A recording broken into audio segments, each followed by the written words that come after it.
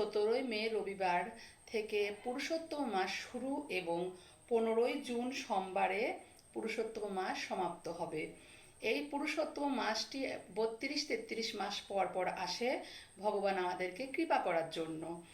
তাই এবছর আমাদের এই পুরুষোত্তম মাসটি আসছে অধিক জ্যৈষ্ঠ মাস হিসেবে, অর্থাৎ জ্যৈষ্ঠ মাসে এই পুরুষোত্তম মাসটি আমাদের জন্য ভগবান কৃপা করছে।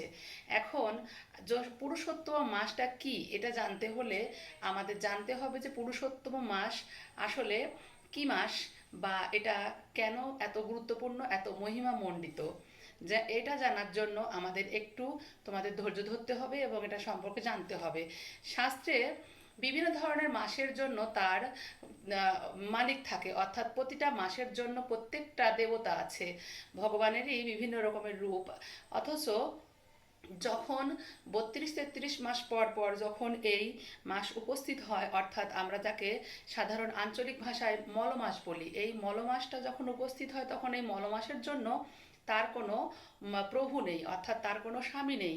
তখন তিনি অত্যন্ত ব্যথিত রূপে কান্নাকাটি করছিল এবং দুঃখ প্রকাশ করছিল, এবং তার দুঃখ মেটানোর জন্য ভগবান বলল যে আমি তোমাকে কৃপা করব এবং আমি তোমার এই মাসের পতি হব, অর্থাৎ আমি তোমার এই মাসের উপযুক্ত মালিক হব, এবং এই আমার নাম অনুযায়ী এই মাসকে রাখা হবে পুরুষোত্তম মাস।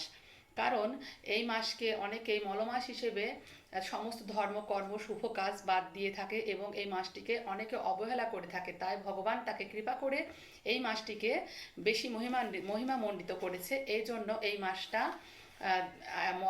মলমাসের মাসটা হয়ে গেল পুরুষোত্তম মাস। এই পুরুষোত্তম মাসের কারণে এই মাস এত মহিমামণ্ডিত, এবং এই মাসে আমরা যদি যতটুকু ধর্মকর্ম করব সেগুলো অনেক বেশি পরিমাণে ফলস্বরূপ হিসেবে আমাদের মধ্যে আসবে।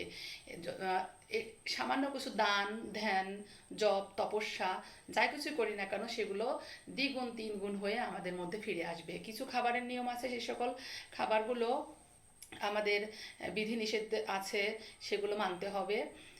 যেমন যেভাবে আমরা কার্তিক মাসে ব্রত পালন করে থাকি সেইভাবে এই মাসটি পালন করতে হবে। কার্তিক মাসে যেমন আমরা ভগবানকে ঘিয়ের প্রদীপ দিয়ে আরতি করি, এই মাসে তো ঘিয়ের প্রদীপ দিয়ে আরতি করার নিয়ম আছে।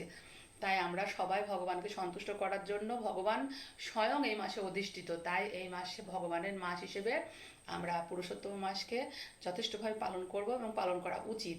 তাহলে আমাদের সবার কাছে আমার করজোড় প্রার্থনা যে তোমরা সবাই অবশ্যই এই পুরুষোত্তম মাসটি পালন করবে এবং তোমাদের নিজেদের ভক্তিময় জীবনটাকে অগ্রসর করবে। রাধে রাধে।